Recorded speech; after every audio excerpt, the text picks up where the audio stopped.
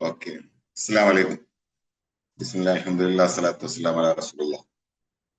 നമ്മള് പലപ്പോഴും രക്ഷിതാക്കളുടെ ഭാഗത്തു നിന്നുള്ള കുറെ കാര്യങ്ങൾ കേട്ടാൽ രക്ഷിതാക്കളും അധ്യാപകരും ഒക്കെ ഒരേപോലെ കുറെ കാര്യങ്ങൾ ഇപ്പൊ നമ്മളുടെ കുട്ടികളെ കുറിച്ച്, പ്രത്യേകിച്ചും 18 വയസ്സ് പൂർത്തിയാവാൻ പോകുന്ന ഹയർ സെക്കൻഡറിയിലൊക്കെ പഠിക്കുന്ന കുട്ടികളെയും കോളേജിൽ പഠിക്കുന്ന കുട്ടികളെയും കുറിച്ചൊക്കെ വലിയ പരാതികളാണ് ഇപ്പോൾ. അവര് നമ്മളൊന്നും മാതിരിയല്ല ജീവിക്കുന്നത്. എന്താ പറയാ, തെണ്ടി നടക്കുകയാണ്, പൈസ ഉണ്ടാക്കണമെന്നുള്ള വിചാരം മാത്രമേ ഉള്ളൂ, പഠിക്കാനുള്ള ഒരു ബോധമല്ല, ഉത്തരവാദിത്തങ്ങൾ ഏറ്റെടുക്കുന്നില്ല എന്നൊക്കെയുള്ള കുറെ പരാതികളാണ് നമുക്ക്. ഞാനടക്കമുള്ളവരുടെ പരാതികളാണ് ഞാൻ പറയുന്നത്. പക്ഷെ ഈ പരാതികൾ ഉന്നയിക്കുക എന്നല്ലാതെ ഈ പരാതികളുടെ കാരണം മനസ്സിലാക്കാനോ ഈ പരാതികൾ പരിഹരിക്കാൻ ഒരു രക്ഷിതാവ് എന്ന നിലയിൽ ഞാൻ എന്ത് ചെയ്യണമെന്ന് അന്വേഷിക്കാനോ നമ്മൾ പലപ്പോഴും മുതിരുന്നില്ല എന്നുള്ളതാണ് ഒരു യാഥാർത്ഥ്യം. അധ്യക്ഷ പ്രസംഗം സൂചിപ്പിച്ചതുപോലെ കണ്ണിന് കുളിർമയുള്ള കുട്ടികളെ നമുക്ക് നൽകാൻ വേണ്ടി ഖുർആനിൽ അതിമനോഹരമായൊരു ദുആ ഉണ്ട്. ഖുർആനിലെ ഒരു ദുആയിലെ വാക്കാണല്ലോ ഖുർറത്ത അയ്യുൻ എന്ന് പറയുന്നത്. റബ്ബന ഹബ്ലന മിൻ അസ്വാജിന വദുരിയാത്തിന ഖുർറത്ത അയ്യുനിൻ വജ്അൽനാ ലിൽ മുത്തഖീന ഇമാമ എന്ന് പറയുന്ന 5 വക്തിനും ഇമാമ് ദുആ ചെയ്യുമ്പോൾ നമ്മൾ ആമീൻ പറയുന്ന, പലപ്പോഴും ഒറ്റക്ക് ദുആ ചെയ്യുന്നവർ പോലും അവരുടെ ദുആകളിൽ ഉൾപ്പെടുത്തുന്ന മനോഹരമായ ഒരു ആയത്താണ്. കാരണം അതിലെല്ലാം അടങ്ങിയിട്ടുണ്ട്. അതിൽ കണ്ണിന് കുളിർമയുള്ള കുഞ്ഞുങ്ങളെ നൽകണേ എന്ന് പറഞ്ഞിട്ടൊരു വാചകം കൂടി മുന്നോട്ട് പോകുന്നുണ്ട്, മുത്തഖീന ഇമാമ എന്ന്. മുത്തഖീങ്ങൾ എന്ന് പറയുന്നത് നേരായ വഴിക്ക് സന്മാർഗത്തിൽ സഞ്ചരിക്കുന്നവരാ. ഇമാം എന്ന് പറഞ്ഞാൽ നേതാവ്, ലീഡറാണ്. അപ്പൊ നേരായ വഴിക്ക് സഞ്ചരിക്കുന്നവരുടെ നേതാവാക്കി എന്നെ മാറ്റണേ എന്നുകൂടി അതിൽ പറയുന്നുണ്ട്. അങ്ങനാണ് എങ്കിൽ അവരെ നേരായ വഴിക്ക് നയിക്കേണ്ട ഉത്തരവാദിത്തം നമുക്കാണ് എന്നും, അങ്ങനെ നയിക്കാൻ വേണ്ടി ഞാൻ നേരായ വഴിക്ക് പോകേണ്ടതുണ്ട് എന്നും കൂടിയുള്ള ഓർമ്മപ്പെടുത്തലാണ് നമ്മൾ തീർച്ചയായും ഈ ഒരു കാലഘട്ടത്തിൽ ഉണ്ടാവേണ്ടത്. നമ്മളുടെ കുട്ടികൾ തെറ്റായ വഴിക്കാണ് പോകുന്നത് എന്ന് നമുക്ക് തോന്നുന്നുണ്ട് എങ്കിൽ അവരെ നേരായ വഴിക്ക് നയിക്കേണ്ട ഉത്തരവാദിത്തം തീർച്ചയായും SSF-നോ മുസ്ലിം ജമാഅത്തിനോ ഉസ്താദുമാർക്കോ മദ്രസക്കോ സ്കൂളിനോ കോളേജിനോ ഒന്നുമല്ല, ഒരു രക്ഷിതാക്കൾ എന്ന നിലയിൽ നമ്മളുടെ ബാധ്യതയാണ് എന്ന ഉത്തരവാദിത്ത ബോധമാണ് നമുക്ക് ആദ്യം ഉണ്ടാവേണ്ടത്. കുറ്റപ്പെടുത്തുകയല്ല വേണ്ടത്, പരസ്പരം എവിടെയാണ് നമ്മൾ നന്നാവേണ്ടത് എന്ന, മാറ്റം വരുത്തേണ്ടത് എന്ന ചിന്ത ഉണ്ടാവുകയാണ് വേണ്ടത് എന്നാണ് എനിക്ക് ആമുഖമായിട്ട് പറയാനുള്ളത്. അതിന് നമ്മൾ എവിടെ നിന്ന് തുടങ്ങണം എന്ന് ചോദിച്ചാൽ, നമ്മൾ നമ്മളുടെ കുട്ടികളെ മനസ്സിലാക്കുന്നുണ്ടോ എന്ന ചോദ്യത്തിൽ നിന്ന് ആദ്യത്തെ ചോദ്യം കുട്ടികളുടെ ഭാഷ നമുക്ക് മനസ്സിലാവുന്നുണ്ടോ എന്നാണ്. ഞാനിപ്പോ സ്ലൈഡിൽ കാണിക്കുന്നത് കുട്ടികളുടെ ഒരു ചാറ്റിലുള്ള ഒരു ചിഹ്നമാണ്. ഇതെന്താന്ന് പറയുന്നത് നിങ്ങൾക്ക്, അവരുടെ സ്മൈലി ഭാഷയാണ്. ഈ സ്മൈലി ഭാഷയുടെ അർത്ഥം എന്താന്ന് പറയുന്നത് അടുത്ത ഒരു സ്ലൈഡ് കണ്ടാൽ മതി. ഇംഗ്ലീഷിലാണ്. ഇന്ന് it was fun to see you today, ഇന്ന് തന്നെ കണ്ടത് നല്ല തമാശയായി. അപ്പൊ ആ ചിഹ്നം ഇത് എന്നാണ്. കഴിഞ്ഞുപോയി എന്നതാണ് വാസ്, ചിരി, തമാശ. ടൂനാണ് ആ ചിഹ്നം. കണ്ടത് you, today. It was fun to see today, തന്നെ ഇന്ന് കാണുന്നത് നല്ല തമാശയാണ്. അത് പറയാൻ അവരുപയോഗിച്ചത് ചിഹ്ന. നമുക്കാകട്ടെ ആകെ ഒരു ചിഹ്നേ ഉള്ളൂ. ഓർമ്മയില്ലേ, നമ്മൾ പണ്ട് സ്കൂളിലൊക്കെ കണ്ടിരുന്ന ഒരു ചിഹ്നം? ഈ ഒരു ചിഹ്നം മാത്രം നമുക്ക് ആകെ പരിചയമുള്ള ഒരു സ്മൈലി, ഈ സ്മൈലി മാത്രമാണ്. ഇത് മിക്കവാറും ആൺകുട്ടികളുടെ ബാത്റൂമിൽ മുഴുവനും ഞങ്ങളൊക്കെ പഠിക്കുന്ന കാലത്തുണ്ടായിരുന്നു. പെൺകുട്ടികളുടെ ബാത്റൂമിൽ ഉണ്ടോ എന്ന് അന്ന് പെൺകുട്ടികളുടെ ബാത്റൂമിൽ കയറി നോക്കാൻ സമ്മതിക്കാത്തത് എനിക്ക് പറ്റിയിട്ടില്ല. ഈ ചിഹ്നത്തിന്റെ അർത്ഥം നമുക്ക് ലവ് എന്നായിരുന്നു. പക്ഷെ പുതിയ കാലത്ത് ഈ ഒരു ചിഹ്നമല്ല നിൽക്കുന്നത്. കണ്ടോ, പുതിയ കാലത്തെ നമ്മളുടെ വാട്സാപ്പിൽ നോക്കിയാൽ ഇത്രയും ചിഹ്നമുണ്ട്. ഈ ചിഹ്നത്തിനൊക്കെ ഓരോന്നിനും ഓരോ അർത്ഥം ഉണ്ടത്രേ. നമുക്ക് ആകെ ഒരു ചിഹ്നേ ഉള്ളൂ, ആ ചിഹ്നത്തിന് ഒരൊറ്റ അർത്ഥം മാത്രമേ ഉള്ളൂ. അതുകൊണ്ട് തന്നെ നമ്മൾ മുതിർന്ന ആൾക്കാർ ഗ്രൂപ്പിൽ ഈ ചിഹ്നങ്ങളൊക്കെ ഇടുക എല്ലാം ഒരേ അർത്ഥത്തില. പച്ച ഇട്ടാലും മഞ്ഞ ഇട്ടാലും, പച്ചക്കുപ്പായിട്ടൊരാള് ഫോട്ടോ ഗ്രൂപ്പിലിട്ട ഉടനെ നമ്മൾ പച്ച ലവ് മാർക്ക് ഇടും, നീലക്കുപ്പായിട്ട് ഇട്ടാൽ നീല ലവ് മാർക്ക് ഇടും. എന്നാൽ സ്മൈലി ഡിക്ഷണറി എന്ന് പറഞ്ഞ ഡിക്ഷണറി പറയുന്നത് ഓരോന്നിനും ഓരോ മീനിങ് ഉണ്ട് എന്നാണ്. ചുവപ്പാണെങ്കിൽ നിന്നെ ഇഷ്ടാണ്, ലവ് ആണ്. പിങ്ക് ആണെങ്കിൽ നീ എന്റെ ഫ്രണ്ടാണ്. മഞ്ഞയാണെങ്കിൽ നീ എന്റെ ബെസ്റ്റിയാണ്, പച്ചയാണെങ്കിൽ നിന്നോട് എനിക്ക് അസൂയുണ്ട്, നീ ഇപ്പൊ എന്റെ ഫ്രണ്ടായിട്ട് നിൽക്കുകയാണ്, നിന്റെ ലുക്കിലുള്ള കറുപ്പാണെങ്കിൽ സങ്കടാണ്. ഈ നമ്മളന്ന് കണ്ടിരുന്ന ആ ലവന്റെ ചിഹ്നല്ലേ, അത് ക്രഷ് ആണെന്നാണ് അർത്ഥം. ഞാൻ ഇതിങ്ങനെ വെറുതെ ഇതിന്റെ ഒരു ക്ലാസ് എടുക്കാൻ വേണ്ടിയിട്ടല്ല കേട്ടോ. ജനറേഷൻ സിയുടെ ഭാഷ പോലും നമുക്ക് മനസ്സിലാവുന്നില്ല എന്ന യാഥാർത്ഥ്യം നമ്മളെ ബോധ്യപ്പെടുത്താൻ വേണ്ടിയിട്ടാണ് ഞാൻ ഈ ഒരു കാര്യം പറഞ്ഞത്. അവർ ചിഹ്ന ഭാഷയിൽ സംസാരിക്കുന്നവരും ചുരുക്കി സംസാരിക്കുന്നവരാണ്. നമ്മളുടെ കാലത്തുള്ളവർ നീട്ടി സംസാരിക്കുന്നവരാണ്. പേര് പോലും നിങ്ങൾ പറയുന്നത് ശ്രദ്ധിച്ചു നോക്കിയാൽ മനസ്സിലാവും. നമ്മളുടെ കാലഘട്ടത്തിൽ ജീവിക്കുന്ന ആൾക്കാർ പേരിനെ സ്ഥലപ്പേരിനോടൊപ്പം ഒക്കെ കൂട്ടിച്ചേർത്തിട്ട് പറയാം. പക്ഷെ ഇപ്പോഴത്തെ കുട്ടികളോ അവരുടെ പേരിലെ രണ്ടക്ഷരം മാത്രം പറയാം. എടപ്പാൾ സി സുബ്രഹ്മണ്യൻ എന്നായിരുന്നു ഒരു കവിയുടെ പേര്. അയാളുടെ സ്ഥലപ്പേര് സുബ്രഹ്മണ്യൻ നായർ, ജാതി പേര് അയാളുടെ പേര് ഇത്രയും ഉണ്ടായിരുന്നു, എടപ്പാൾ സി സുബ്രഹ്മണ്യൻ നായർ. വള്ളത്തോൾ നാരായണ മേനോൻ, അല്ലെ? ഓരോരുത്തരുടെയും പേരിന്റെ ഒപ്പം അവരുടെ മുഴുവൻ കാര്യങ്ങൾ ചേർത്തായിരുന്നു പണ്ടത്തെ തലമുറ പറയാം. ഇപ്പോഴത്തെ കവികളുടെ പേര് തന്നെ ശ്രദ്ധിച്ചൊക്കെ മനസ്സിലാവും. ആദി എന്ന് മാത്രമേ ഉണ്ടാവുള്ളൂ കവികൾ, അല്ലെങ്കിൽ ആ ഒന്നോ രണ്ടോ പേര് അക്ഷരം മാത്രമേ ഉണ്ടാവുള്ളൂ ഇന്നത്തെ കവികൾ. അവരോട് കുട്ടികളുടെ പേര് ചോദിച്ചാൽ ഇപ്പൊ എടപ്പാൾ സി സുബ്രഹ്മണ്യൻ നായർ ഇപ്പൊ ഉണ്ടായിരുന്നെങ്കിൽ അയാൾ കവിത എഴുതിയിരുന്ന പേര് സ്വീകരിക്കുക സുബു എന്ന് മാത്രമായിരിക്കും. അത്രയും ചുരുക്കി പറയുന്ന, പണ്ടത്തെ പോലെ നീട്ടി പറയാത്ത, ഒരു ചിഹ്നത്തിലൂടെ ഒരു സ്മൈലിയുടെ സന്ദേശം കൈമാറാൻ പറ്റുന്ന ഒരു ജനറേഷനെ നമുക്ക് മനസ്സിലാവുന്നേ ഇല്ല എന്നതാണ് നമ്മളുടെ ഒരു യാഥാർത്ഥ്യം. ഈ ജനറേഷനുകളെ കുറിച്ച് പഠിക്കാൻ വേണ്ടി ഒരു പഠനം ഉണ്ടാക്കിയതിനെയാണ് ജനറേഷൻ സ്റ്റഡീസ് എന്ന് വിളിക്കുന്നത്. ഈ ജനറേഷൻ സ്റ്റഡീസ് വെച്ചിട്ട് ഇപ്പം നിൽക്കുന്ന, അതായത് 2010 മുതൽ 2024 വരെയുള്ള കുട്ടികളെ വിളിക്കുന്നത് ജനറേഷൻ ആൽഫ എന്നാണ്, അഥവാ ആൽഫ ജനറേഷൻ എന്ന്.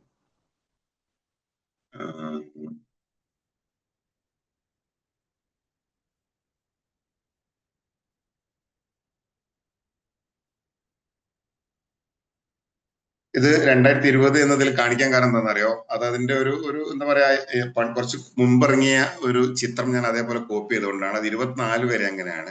അതായത് 15 കൊല്ലം ഒരാൾ ജീവിച്ച എക്സ്പീരിയൻസിൽ നിന്ന് അയാൾ ഉണ്ടാക്കിയതായിരിക്കുന്ന ഒരു ചിന്താഗതിയെ വെച്ചുകൊണ്ടാണ് ഈ ജനറേഷനെ കണക്കാക്കാറ്.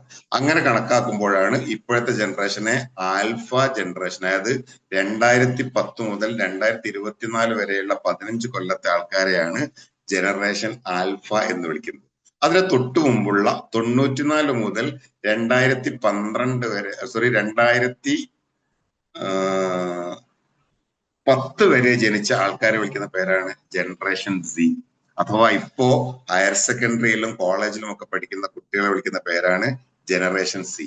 ഇത് മനസ്സിലാവണമെങ്കിൽ നിങ്ങൾ രണ്ട് കാര്യം ശ്രദ്ധിച്ചാൽ മനസ്സിലാവും. ഒന്ന്, നമ്മളുടെ തൊട്ടു മുമ്പുള്ള, അതായത് നമ്മളുടെ പാപ്പയുടെ കാലഘട്ടത്തെ വിളിച്ചിരുന്ന ഒരു പേരെന്താണെന്നറിയോ? 46 മുതൽ 64 വരെ ജനിച്ച ആൾക്കാരെ വിളിച്ചിരുന്ന പേര് ബേബി ബൂമേഴ്സ് എന്നായിരുന്നു.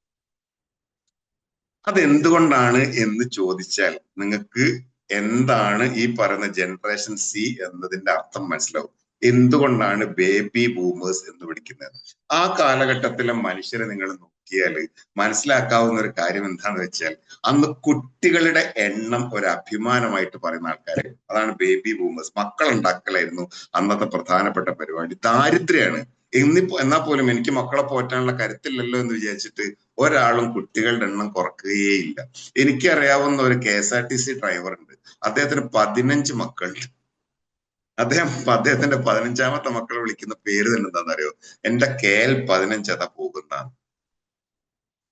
ഒരു വീട്ടിൽ ചുരുങ്ങിയത് നിങ്ങൾ തന്നെ ആലോചിച്ച് നോക്കൂ. നമ്മൾ ഇപ്പോഴത്തെ, ഇപ്പം ഞാനൊക്കെ ഈ അതിന്റെ തൊട്ട് ശേഷമുള്ള, എന്റെ വാപ്പാക്ക് അന്ന് എന്തുകൊണ്ടാണെന്ന് അറിയില്ല 3 മക്കളേ ഉള്ളൂ. പക്ഷേ ബാക്കിയുള്ള എന്റെ മൂത്താപ്പാന്റെ മക്കൾക്ക് 7 മക്കളുണ്ട്. നമ്മളുടെ നാട്ടിലൊക്കെ ഉള്ള ആ ഒരു പ്രായത്തിലുള്ള മനുഷ്യരൊക്കെ എടുത്തു നോക്കിയാൽ 5ഓ 6ഓ 7ഓ മക്കൾ എല്ലാ വീട്ടിലുണ്ടാവും. ഇന്ന് 1 മക്കളോ മാക്സിമം 2 മക്കളോ ആയിട്ട് ചുരുങ്ങിയ കാലാണ്. ഇതിനെയാണ് നമ്മൾ ജനറേഷൻ എന്ന് വിളിക്കുന്നത്. ഓരോ ജനറേഷനും കാണിക്കുക അവരവരുടെ കാലത്ത് കിട്ടിയതായിരിക്കുന്ന അനുഭവത്തിന്റെ വെളിച്ചത്തിലുള്ള പ്രവർത്തനങ്ങളായിരിക്കും. ഇപ്പൊ നമ്മളുടെ വല്യാപ്പന്റെ കാലത്തുള്ള ആ ഒരു പ്രായത്തിലുള്ള ആൾക്കാരോട് നിങ്ങളിപ്പോ സംസാരിച്ചാൽ ആ പ്രായത്തിലുള്ള ആൾക്കാർ വളരെ കുറവായിരിക്കും. എങ്കിലും നമ്മൾ ഏറ്റവും കൂടുതൽ കേട്ട ഒരു വാക്കെന്താണെന്നറിയോ? നട്ടെല്ലെന്ന് പറഞ്ഞിരിക്കണം. നട്ടെല്ലില്ല ആ ചങ്ങാതിക്ക്, നട്ടെല്ലില്ലാതെ അയാൾക്ക് വർക്ക് ചെയ്യാൻ പറ്റൂല. ഈ നട്ടെല്ലിന് ഭയങ്കര പ്രാധാന്യം കൊടുക്കുന്നവരായിരുന്നു ഈ പറയുന്ന ബേബി ബൂമേഴ്സ്. എന്താ കാരണം എന്നറിയോ? അവർ പഠിച്ച സ്കൂളിലും മദ്രസയിലൊക്കെ ഒരു ബെഞ്ച് മാത്രമേ ഉണ്ടാവുള്ളൂ. പുറകോട്ട് ചാരാൻ ഡെസ്കോ കസേരയോ ഇല്ല.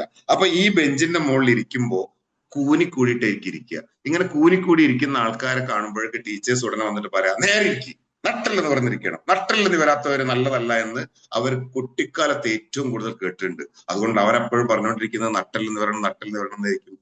അപ്പൊ അങ്ങനെയാണ് എങ്കിൽ നമ്മളുടെ കുട്ടികൾ ഇപ്പൊ കൂടുതൽ കേൾക്കുന്നതാണ് അവരുടെ സ്വഭാവമായിട്ടുണ്ടാവുക. ഈ തിരിച്ചറിവാണ് ഒരു രക്ഷിതാവിന് ഉണ്ടാവേണ്ടത്.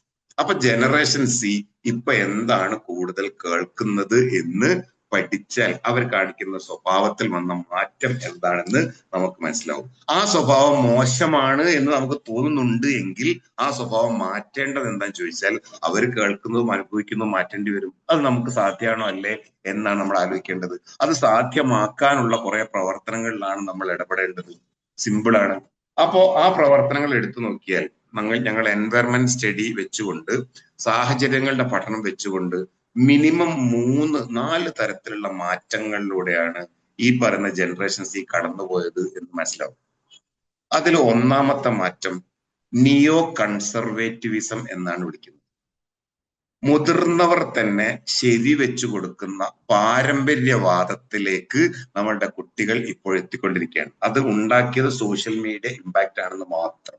സോഷ്യൽ മീഡിയകൾ ഉപയോഗിച്ച് കുട്ടികളുടെ സ്വഭാവത്തെ പോലും കൺസർവേറ്റീവ് ചിന്തകളിലേക്ക്, പാരമ്പര്യ ചിന്തകളിലേക്ക്, തെറ്റായ പാരമ്പര്യ ചിന്തകളിലേക്ക് ഇപ്പോൾ നയിച്ചുകൊണ്ടിരിക്കുകയാണ്. ഒരു ഉദാഹരണം പറഞ്ഞാൽ നിങ്ങൾക്ക് മനസ്സിലാവും. പണ്ട് കാലത്ത് ഹിന്ദുക്കളുടെ ഇടയിലുള്ള ഒരു ആചാരമായിരുന്നു, പെൺകുട്ടികൾക്ക് മെൻസസ് ആയി കഴിഞ്ഞാൽ, ഋതു ആയി കഴിഞ്ഞാൽ അവരെ ഋതുമതിയായി എന്ന് നാട്ടുകാർ അറിയിക്കരുത്. എന്തിനാ അറിയിക്കുന്നത്? ഈ കുട്ടിയെ കല്യാണം കഴിക്കാനായി. കാരണം മെൻസസ് ആയി കഴിഞ്ഞാൽ കല്യാണപ്രായമായി എന്നായിരുന്നു അന്നത്തെ തെറ്റിദ്ധാരണ. ആ കല്യാണപ്രായത്തിലുള്ളതായിരിക്കുന്ന കുട്ടികളെ കല്യാണപ്രായമായിട്ടുണ്ട് എന്ന് അറിയിക്കാൻ വേണ്ടി ഒരു കല്യാണം കഴിക്കും. അത് എല്ലാ കുടുംബക്കാരും വന്നിട്ട് ഈ കുട്ടിയെ മഞ്ഞൾ തേച്ച് കുളിപ്പിക്കുന്ന കല്യാണം ആയതുകൊണ്ട് അതിനെ ഋതു കല്യാണം എന്നും മഞ്ഞൾ കല്യാണം എന്നും വിളിക്കാറുണ്ടായിരുന്നു. ശ്രീനാരായണ ഗുരുവിനെ പോലുള്ളവര്, കുമാരനാശാനെ പോലുള്ളവര് ഈ മഞ്ഞൾ കല്യാണത്തിന്, ഋതു കല്യാണത്തിനെതിരെ VT ഭട്ടതിരിപ്പാടിനെപ്പോലുള്ളവര് നാടകം എഴുതി, കവിത എഴുതി, പ്രസംഗിച്ചു. അങ്ങനെ നമ്മൾ നവോത്ഥാന നായകർ എന്ന് പറയുന്ന ആളുകളെ നിരന്തരം ഇടപെട്ട് ഒഴിവാക്കിയ ഒരു അനാചാരമാണ് ഈ മഞ്ഞൾ കല്യാണം. പക്ഷെ സോഷ്യൽ മീഡിയ കാലത്ത് ഈ മഞ്ഞൾ കല്യാണം തിരിച്ചു വന്നു. അതിന്റെ പേര് ഒരു മാറ്റിയിട്ടുണ്ടെന്ന് മാത്രമേ ഉള്ളൂ, മഞ്ഞ കല്യാണം എന്നാക്കിയിട്ടുണ്ട്. അങ്ങനെ പഴയ പാരമ്പര്യത്തെ പുതിയ രീതിയിൽ കൊണ്ടുവരുന്നതിന് പറഞ്ഞ പേരാണ് നിയോ കൺസർവേറ്റിവിസം. ജെൻസിയുടെ ഒരു സ്വഭാവം ഈ നിയോ കൺസർവേറ്റീവ്സ് ആണ്. ഇത് ഉണ്ടാക്കാൻ സമ്മതിച്ചു കൊടുക്കുന്നത് ആരാണ് എന്ന് നിങ്ങൾ ഓരോരുത്തരും സ്വയം ചോദിച്ചു. എന്തെല്ലാം തിരിച്ചു വന്നു നോക്കി. പണ്ട് സ്ത്രീകളാണ് അടുക്കളയിലെ പണികൾ മുഴുവനും എടുക്കേണ്ടത് എന്ന കണിശമായ നിയമങ്ങളുണ്ടായിരുന്നു.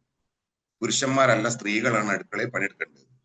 അതുകൊണ്ട് അടുക്കളപ്പണിക്ക് പെണ്ണിന് പറ്റുമോ എന്ന് കല്യാണത്തിന്റെ മുമ്പേ അന്വേഷിക്കരുത്. ഈ പെണ്ണിന് എന്തിനു പറ്റുമെന്ന് ചോദിച്ചാൽ അവർ മക്കളെ നോക്കുകയാണോ ഭർത്താവിനെ നോക്കണമെന്നല്ല നോക്കുക, കുടുംബം അടുക്കളപ്പണി എടുക്കാൻ പറ്റുമോ നോക്കരുത്. അതുകൊണ്ട് അടുക്കളപ്പണി എടുക്കാൻ പറ്റുമോ നോക്കാൻ വേണ്ടി ഭർത്താവ്, കെട്ടാൻ പോകുന്ന ചെക്കന്റെ വീട്ടിലുള്ള കുറെ സ്ത്രീകൾ വരും കെട്ടുന്ന പെണ്ണിന്റെ വീട്ടിലേക്ക്. എന്നിട്ട് അവളെ കൊണ്ട് അടുക്കളപ്പണി എടുപ്പിച്ചു നോക്കും. അവക്ക് അരി കുത്താൻ അറിയോ, അവൾക്ക് ചോറ് വെക്കാൻ അറിയോ എന്നൊക്കെ പരിശോധിക്കാൻ. അതിന് പറയുന്ന പേരാണ് അരി കുത്ത് കല്യാണം എന്ന്. ഇന്ന് നമ്മുടെ നാട്ടിലൊക്കെ മുതിർന്നവരുടെ നേതൃത്വത്തിൽ ജെൻസി കൊണ്ടാടുന്ന ഒരു പാരമ്പര്യം, ആളുകള് കച്ചറയാക്കി പെണ്ണുങ്ങളെ വെറും പണിക്കാർ മാത്രല്ല എന്ന വാദങ്ങളൊക്കെ അവതരിപ്പിച്ച് വലിയ തോതിൽ നവോത്ഥാനം കൊണ്ടുവന്ന് സ്ത്രീകൾക്ക് പദവി കൊടുക്കണം എന്ന് പറഞ്ഞു. ഇസ്ലാമികമായ ഇണയും തുണയുമാണ് ഭാര്യ എന്ന് ഉസ്താദുമാർ പ്രസംഗിച്ചു. ഇത് അനാചാരമാണ് എന്ന് പ്രവർത്തിച്ചു. അങ്ങനെ ഒഴിവാക്കിയ അരിക്കുത്ത് കല്യാണം തിരിച്ചു വന്നു.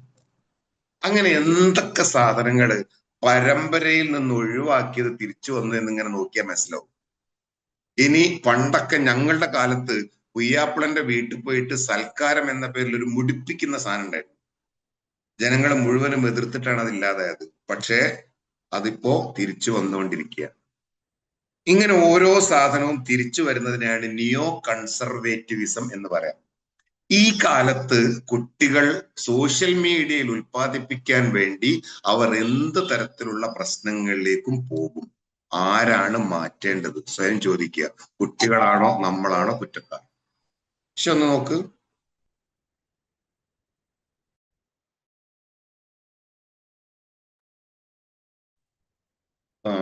ക്ലാസ്സിലല്ലോ. രണ്ടാമത്തേത് നിയോ ലിബറലിസം എന്നാണ് രണ്ടാമത്തെ ഒരു കാര്യത്തിനെ വിളിക്കുന്നത്.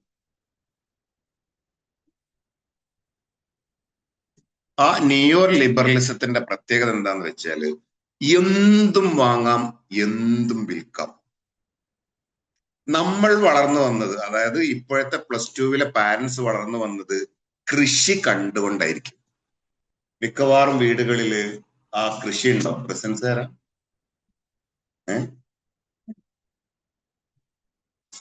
കൃഷിയെ കണ്ടുകൊണ്ടാണ്. ഈ കൃഷി കാണുന്ന കാലഘട്ടത്തില് നമ്മളൊക്കെ വളർന്നത് അങ്ങനെയാ. എന്റെ വീട്ടിലൊക്കെ അന്ന് ഞങ്ങളൊന്നും അത്ര പണക്കാരൊന്നല്ല, എങ്കിൽ പോലും പാട്ടത്തിനെടുത്ത വയലുണ്ടാവും. ആ വയലിൽ നിന്ന് നെല്ല് കൊയ്തുകൊണ്ടുവരും. കൊയ്തുകൊണ്ടുവന്ന് നെല്ലും മെതിക്കും. അത് മെതിച്ചിട്ട് അരിയാക്കും. അരിയാക്കിയിട്ട് അത് ഇടിക്കും. അത് ഇടിച്ചിട്ട് പത്തിരിയാക്കും. അങ്ങനെ കുറേ കൃഷിപ്പണി ഉണ്ടാവും. അപ്പോ ആണുങ്ങള് വയലിൽ കൃഷിപ്പണിക്ക് പോകും.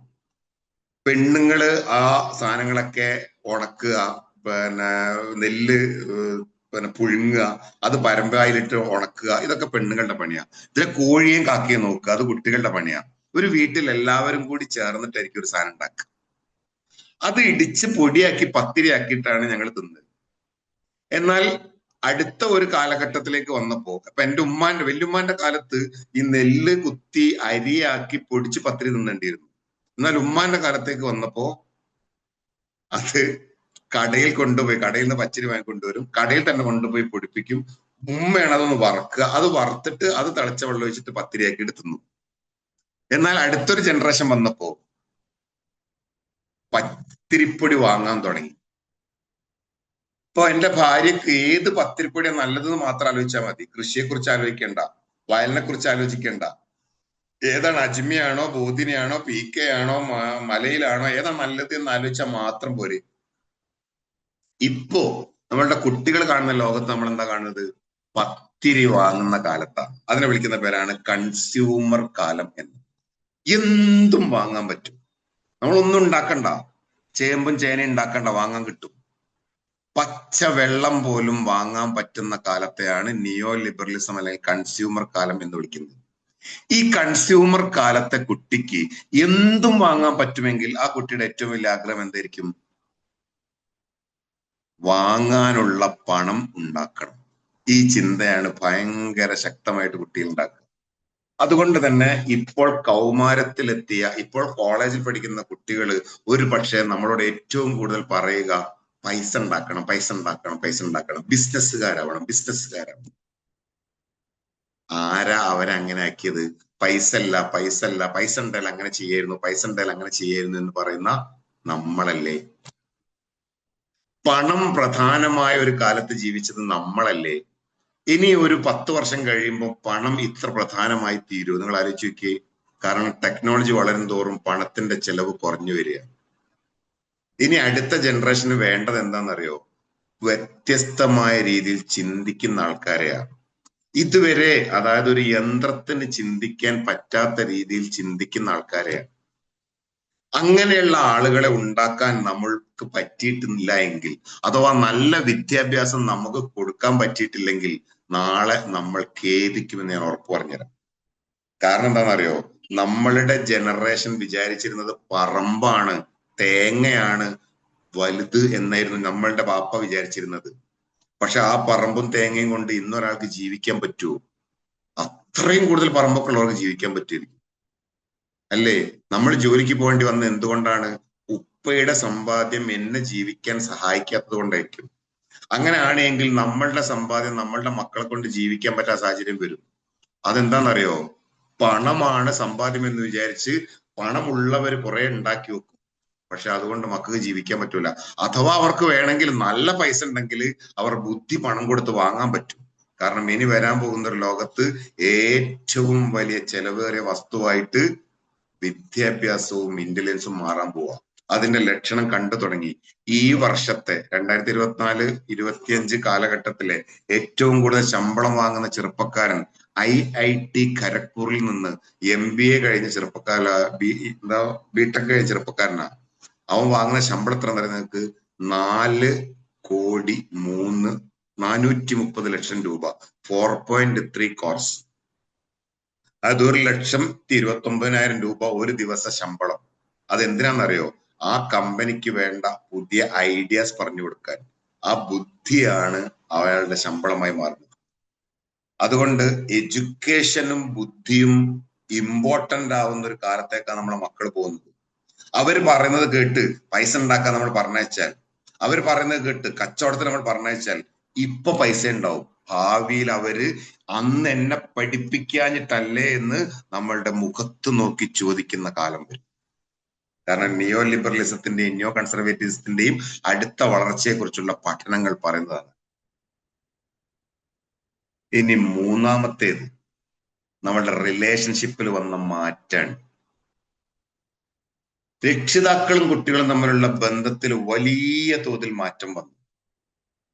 നമ്മളുടെ മില്ലേനിയം ജനറേഷൻകാര് നമ്മളുടെ വാപ്പാനോട് എങ്ങനെയാണ് സംസാരിച്ചിരുന്നത് വെറുതെ ഒന്ന് ആലോചിച്ച് നോക്ക്. നിങ്ങൾ എങ്ങനെയാണ് സംസാരിച്ചിരുന്നത്? വാപ്പാനോട് നമ്മൾ എന്താ പറയാറുണ്ടായിരുന്നു? ഒരു ടൂറ് പോകണമെങ്കിൽ നമ്മൾ ഉമ്മാന്റെ അടുത്ത് പോകും. ഉമ്മ ഉപ്പാനോട് ഒരു 250 റുപ്യ തരാൻ പറ, ഞങ്ങളുടെ കോളേജ് സ്കൂളിൽ നിന്ന് ടൂറ് പോകുന്നുണ്ട്, രാജേഷും അസ്രഫും സുലൈമാനും ഒക്കെ പോകുന്നുണ്ട്, എനിക്കും കൂടി പോകണം, നിങ്ങൾ ഒരു 250 റുപ്യ തരാൻ പറ. ഇങ്ങനെ ഉമ്മാനോട് ഈ കെഞ്ചലായിരുന്നു നമ്മുടെ ജനറേഷൻ. അപ്പൊ ഉമ്മ പറയും ഇപ്പൊ വെള്ളം കോരി കൊണ്ടുവരും. ഉമ്മ പറയുന്ന വെള്ളം കോരിയാ മാത്രമേ നമുക്ക് 250 റുപ്യ കിട്ടൂ. അതുകൊണ്ട് ഉമ്മ പറയും നമ്മൾ കേൾക്കായിരുന്നു. ഇപ്പൊ കുട്ടികൾ എന്താ ചെയ്യാറ്? ഉപ്പ കീശന്ന് 250 എടുത്തുണ്ടേ. ഇതല്ലേ നിങ്ങളൊക്കെ വീട്ടിലെ അവസ്ഥ? അങ്ങനെ 250 റുപ്യ എടുത്തുണ്ട് എന്ന് പറയുമ്പോ ഉമ്മ പറയുന്നത് ഈ കുട്ടി കേൾക്കണോ? പോട്ടെ, നമ്മളുടെ കുട്ടിക്കാലത്ത് ഉമ്മ പറയുന്ന ഡയലോഗ് എന്തായിരുന്നു? ഉപ്പങ്ങോട്ട് വരട്ടടാ, നിനക്ക് ഞാൻ വെച്ചിട്ടുണ്ട്. ഞാൻ വിചാരിച്ചത് ഉപ്പെന്തോ ഭീകരജീവിയാന്ന. പാവം മനുഷ്യൻ എന്റെ ഉപ്പ. ആ ഉപ്പയാണ് ഉമ്മ ഭീകരജീവിയാക്കിയിട്ട് അവതരിപ്പിച്ചത്. ആ പാവം മനുഷ്യനാന്ന് പിന്നെ എനിക്ക് മനസ്സിലായത്. പക്ഷെ ഉമ്മ പറയുന്ന കേട്ടിട്ട് ഞാനെന്തോ ഭീകരജീവിയാന്ന. ഇപ്പൊ ഏതെങ്കിലും ഉമ്മ മക്കളോട് പറയാറുണ്ടോ ഉപ്പങ്ങോട്ട് വരട്ടെ നിനക്ക് കിട്ടും? പകരം എന്താ പറയാന്നറിയോ? ഉപ്പാനോട് പറഞ്ഞിട്ട് ഒരു കാര്യമില്ല, 5 പൈസക്ക് വിലയില്ല, ഒരു തലയും പാലുമില്ലാത്ത ഒരു ഉപ്പയും ഒരു മക്കളും. അങ്ങനെ ഉമ്മ പറയാം. അതുകൊണ്ട് ഉപ്പാന്റെ വില ഇല്ലാതായി. ഉപ്പയും മക്കളും ഭയങ്കര സുഹൃത്തുക്കളാ. ഉമ്മയും മക്കളും ഭയങ്കര സുഹൃത്തുക്കളാ. ഉമ്മാന്റെ ഷോൾ ഏതാന്ന് മക്കളാ തീരുമാനിക്കുന്നത്. ഉപ്പ ഏത് ഡ്രസ്സ് ഇടണമെന്ന് മക്കളാ തീരുമാനിക്കുന്നത്. നമ്മളുടെയൊക്കെ കുട്ടിക്കാലത്ത് ഉപ്പാന്റെ ഡ്രസ്സ് നമ്മൾ സെലക്ട് ചെയ്തിരുന്നു. ഉമ്മ ഏത് കുപ്പായാണെന്ന് നമുക്ക് ഓർമ്മ ഉണ്ടായിരുന്നോ? നമ്മള് ഉപ്പാനെയും ഉമ്മാനെയും ബഹുമാനിച്ചവരാണ് എന്ന് നമ്മൾ തെറ്റിദ്ധരിക്കുക. കാരണം നമ്മളെ പേടിപ്പിച്ചവരായിരുന്നു ഉപ്പയും ഉമ്മയും. ബഹുമാനം എന്ന് പറയുന്നത് പേടിയിലൂടെ വരേണ്ടതല്ല. പിന്നെയോ നമ്മളുടെ പെരുമാറ്റത്തിലൂടെ അവർക്ക് ബഹുമാനിക്കാൻ തോന്നിപ്പിക്കണം. നമ്മളുടെ സംസാരത്തിലൂടെ നമ്മളുടെ വില എന്താന്ന് അവർക്ക് തിരിച്ചറിയാൻ നമുക്ക് പറ്റണം. അതുണ്ടാക്കാൻ നമുക്ക് പറ്റിയിട്ടുണ്ടോ എന്ന് നമ്മൾ ആലോചിച്ച് വെക്കുക. നമ്മൾ ഭയങ്കര ഫ്രണ്ട്സിനെ പോലെ പെരുമാറി കുട്ടികളോട്. കുട്ടികളുടെ എല്ലാ സ്വാതന്ത്ര്യത്തിലും നമ്മൾ ഇടപെട്ടു. കുട്ടികളുടെ എല്ലാ കാര്യത്തിലും നമ്മൾ ഇടപെട്ടു. അവരുടെ ഡ്രസ്സ് എന്തായിരിക്കണമെന്ന് നമ്മൾ തീരുമാനിച്ചു കൊടുത്തു. നമ്മളുടെ ഡ്രസ്സ് തീരുമാനിക്കാനുള്ള അവകാശം അവർക്ക് കൊടുത്തു. എന്നിട്ട് അവരെ ഫ്രണ്ട്സിനെ പോലെ കണ്ടിട്ട് നമ്മൾ അധികാരം കാണിക്കാൻ പോയാൽ ആരാ സമ്മതിക്കുക? അതുകൊണ്ട് കുട്ടികൾ വിചാരിക്കുന്നത് കുട്ടികളും മുതിർന്നവരും തമ്മിൽ പ്രായ വ്യത്യാസം ഉണ്ട് എങ്കിലും നിലവാരത്തിൽ, സ്ഥാനത്തിൽ വ്യത്യാസമില്ല എന്ന്. അതാണ് ജെൻസി വിചാരിക്കുന്നത്. അതുകൊണ്ട് അവര് ഉപ്പാനെയും ഉമ്മാനെയൊക്കെ സുഹൃത്തിനെ പോലെ കാണുന്നത് കൊണ്ട് അവർക്ക് സുഹൃത്തിനെ കണ്ടാൽ നിങ്ങളാരും ബഹുമാനിക്കാറുണ്ടോ? അതേപോലെ അവർക്ക് ബഹുമാനിക്കാൻ തോന്നൂല. ഇതാണ് ജെൻസിയുടെ അവസ്ഥ. ഇനി നാലാമത്തെ ഒരു വ്യത്യാസം കൂടി ഉണ്ട്. ഒന്ന്, നിയോ ലിബറലിസം എന്ന് പറയുന്ന ഫ്രീ മാർക്കറ്റ്, എന്തും വിൽക്കാം എന്തും വാങ്ങാം, അതുകൊണ്ട് പണം മുഖ്യമാണ് എന്ന തെറ്റിദ്ധാരണ കുട്ടികളുണ്ടായി. 2, നിയോ കൺസർവേറ്റിവിസം, പാരമ്പര്യം സംരക്ഷിക്കേണ്ടതാണ്, അതിൽ തെറ്റും ശരിയും നോക്കേണ്ടതില്ല എന്ന തെറ്റിദ്ധാരണ കുട്ടികളുണ്ടായി. 3, റിലേഷൻഷിപ്പിൽ വന്ന മാറ്റം, മുതിർന്നവരെ പോലും ഫ്രണ്ട്സിനെ പോലെ കാണുന്ന സാഹചര്യം പുതിയ കുട്ടികൾ ഉണ്ടായി. നാലാമത്തേത് ടെക്നോളജിയിൽ വന്ന മാറ്റം. ടെക്നോളജി വന്നപ്പോ രഹസ്യങ്ങൾ കൂടി, സെൽഫ് എന്ന് പറഞ്ഞൊരു സാധനം കൂടി, എനിക്ക് ഒറ്റക്ക് ജീവിക്കാൻ പറ്റുമെന്ന ധാരണ ശക്തമായി. ഇപ്പൊ എൻ്റെ ഒരു അമ്മായി ഉണ്ടായിരുന്നു. അമ്മായിക്ക് വാപ്പാന്റെ എന്താ ഞങ്ങള് വിച്ചയപ്പ എന്നാ പറയാ, വാപ്പാന്റെ അനുജൻ, അതായത് വല്യാപ്പാന്റെ അനുജൻ, വല്യാപ്പാന്റെ മോള. അതായത് നേരെ അമ്മായി അല്ല, ചെറിയ വ്യത്യാസം ഉണ്ടെന്ന് മാത്രമേ ഉള്ളൂ. ആ അമ്മായിക്ക് ഭർത്താവില്ല, അമ്മായിക്ക് മക്കളും ഇല്ല. അതുകൊണ്ട് അമ്മായി എപ്പോഴും ഞങ്ങളെ സോപ്പിടും. എന്തിനാന്നറിയാം? അമ്മായിക്ക് മീൻ വാങ്ങി കൊണ്ട് കൊടുക്കണം. അന്ന് അമ്മായി ഭൂപതി ബീഡി വലിക്കായിരുന്നു. പണ്ടത്തെ ജനറേഷൻ എല്ലാവരും ആണും പെണ്ണൊക്കെ ബീഡി വലിക്കായിരുന്നു. ഭൂപതി ബീഡി വാങ്ങിക്കൊടുക്കണം, പിന്നെ കടയിൽ നിന്ന് സാധനങ്ങൾ വാങ്ങിക്കൊണ്ട് കൊടുക്കണം. അപ്പോ എന്റെ വീട്ടിൽ നിന്ന് ഉമ്മ പറഞ്ഞാൽ ഞാൻ സാധനം വാങ്ങാൻ പോവില്ല. അതിനേക്കാൾ അമ്മായി പറഞ്ഞാലാണ് സാധനം വാങ്ങാൻ പോവുക. എന്താണെന്നറിയോ? അമ്മായി ഞങ്ങൾക്ക് മിഠായി വാങ്ങാൻ പൈസ തരും, ഉമ്മ തരൂല. അമ്മായി മിഠായി വാങ്ങാൻ പൈസ തരുന്നത് എന്തുകൊണ്ടാണ്? അമ്മായിക്ക് സാധനം വാങ്ങി ഞങ്ങൾ കൊടുക്കേണ്ടത് ഞങ്ങളുടെ ഉത്തരവാദിത്തമല്ല എന്ന് അമ്മായിക്ക് അറിയാം. അതായത് അമ്മായിയുടെ അവകാശമല്ല അത്. അമ്മായി അതുകൊണ്ട് ഞങ്ങളെ സോപ്പിടും. പക്ഷെ ഉമ്മ ഞങ്ങളെ സോപ്പിടൂല. കാരണം ഉമ്മാന്റെ അടുത്ത് ഞങ്ങൾ വാങ്ങിക്കൊടുക്കേണ്ടത് ഞങ്ങളുടെ അവകാശമാണ് എന്ന് ഉമ്മക്കറിയാം.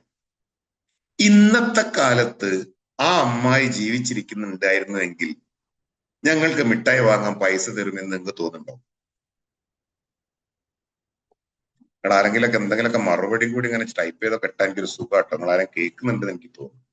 അല്ല, ഈ സ്മൈലി ഒക്കെ ഉണ്ടല്ലോ ഇഷ്ടം പോലെ, ഇങ്ങനെ ആരെങ്കിലും കേൾക്കുന്നുണ്ട് തോന്നാൻ വേണ്ടി. ഓക്കെ, മൈക്ക് മ്യൂട്ടാണ്, കുഴപ്പമില്ലല്ലോ. അല്ലല്ല, ഈ മെസ്സേജിൽ വിടാനേ നിങ്ങൾ ആരെങ്കിലും ഇങ്ങനെ കേൾക്കുന്നുണ്ടെന്ന് എനിക്ക് തോന്നാൻ ഞാൻ പറഞ്ഞു. ആ ഓക്കെ ഓക്കെ, സന്തോഷം. മതി. ഓക്കെ. അമ്മായി അങ്ങനെ കൂടുതൽ, കാരണം എന്താണെന്നറിയോ? അമ്മായിക്ക് ഒരു മൊബൈൽ ഫോൺ ഉണ്ടായാൽ മതി. അമ്മായിക്ക് മീൻ വീട്ടിലെത്തും, അമ്മായിക്ക് പച്ചക്കറി വീട്ടിലെത്തും, അമ്മായിക്ക് ബീഡി വീട്ടിലെത്തും. അമ്മായിക്ക് ഇപ്പൊ ഞങ്ങളുടെ ആ കൊച്ചു ഗ്രാമത്തിൽ പോലും പല ആപ്പുകളും ഉണ്ട്. ഈ പിന്നെ സാധനങ്ങൾ വാങ്ങിക്കൊണ്ട് കൊടുക്കാനുള്ള ഒരു വാട്സപ്പിൽ മെസ്സേജ് വിട്ടാ പോരെ. അപ്പൊ അമ്മായിക്ക് ഒറ്റക്ക് ജീവിക്കാം, പരസഹായം വേണ്ട. ഈ കാലത്താണ് ജെൻസി വളരുന്നത്. എനിക്ക് ഒറ്റക്ക് ജീവിക്കാം, പിന്നെ ഞാൻ എന്തിനാ വേറൊരുത്തരെ കാലടിക്കാൻ പോകുന്നത്? ഞാൻ കുഴപ്പമില്ലാത്ത ആളാണ്, ഞാനാണ് മോശമല്ലാത്ത ഒരാളാണ്. ഈ ചിന്തയാണ് നമ്മളുടെ കുട്ടികളിൽ വരിക ടെക്നോളജി വളർന്നപ്പം. അഥവാ പരാശ്രയത്വം ഇല്ലാതാവും. മനുഷ്യരുടെ ഏറ്റവും വലിയ പ്രത്യേകതയായിരുന്നു പരാശ്രയത്വം. മൃഗങ്ങളാണ് ഒറ്റക്ക് ജീവിക്കുന്നവര്. അപ്പൊ കുട്ടികൾ ആരുടെ സ്വഭാവം കാണിക്കും? മൃഗങ്ങളുടെ സ്വഭാവം കാണിക്കും. മൃഗങ്ങളുടെ സ്വഭാവം എന്താ? കുരക്കുക, ചാടിക്കളിക്കുക. മൃഗങ്ങളുടെ സ്വഭാവം എന്താ? പറഞ്ഞാൽ മനസ്സിലാക്കാതിരിക്കുക. മൃഗങ്ങളുടെ സ്വഭാവം എന്താ? വേറെ ആരെയും പരിഗണിക്കാതിരിക്കുക. അപ്പം ഈ ടെക്നോളജി കുട്ടികളെ മാറ്റിയത് ഏത് സ്വഭാവത്തിലേക്കാ? മൃഗങ്ങളുടെ സ്വഭാവത്തിലേക്ക്. ഇനി അറിവിൽ വന്ന മാറ്റാലോചിച്ച് നോക്കൂ. നമ്മളുടെ കുട്ടിക്കാലത്ത് ഒരു സംശയം നമുക്ക് ഉണ്ടായിരുന്നുവെങ്കിൽ ആ സംശയം ചോദിക്കാൻ മുതിർന്നവരോട്, വാപ്പാനോടോ ഉമ്മാനോടോ ചോദിക്കേണ്ടിയിരുന്നു, അല്ലെ ഉസ്താദിനോടോ ടീച്ചറോടോ ചോദിക്കേണ്ടിയിരുന്നു. ഇപ്പോഴോ അവർക്ക് ആരോട് ചോദിച്ചാൽ മതി? ചാറ്റ് ജിപിടിയോടോ പെർപ്ലക്സിറ്റിയോടോ ഗൂഗിൾ ജെമിനിയോടോ ചോദിച്ചാൽ മതി. അപ്പോ സ്വാഭാവികമായും അവർക്ക് അറിവ് നേടാൻ വേണ്ടിയിട്ട് ആരുടെയും സഹായം വേണ്ട. ഇതിന്റെ പരിഹാരത്തിലേക്കാണ് നമ്മൾ കടക്കാൻ പോകുന്നത്. ഇതാണ് അവസ്ഥ.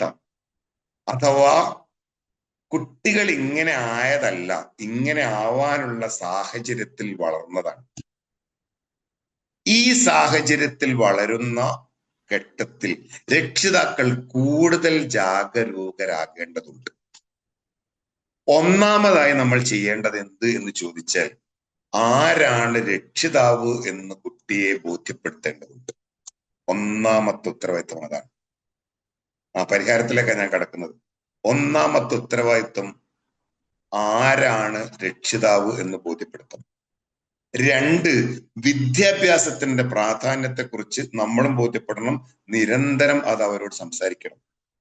3, കൂട്ടുകൂടാനും മനുഷ്യരെ കാണാനുമുള്ള അവസരങ്ങൾ ധാരാളമായി, മൊബൈൽ ഫോണിലൂടെ കാണുന്ന മനുഷ്യരിൽ നിന്ന് യഥാർത്ഥ മനുഷ്യരെ കാണാനുള്ളതായിരിക്കുന്ന അവസരങ്ങൾ ധാരാളമായി കുട്ടികൾക്ക് കൊടുക്കണം.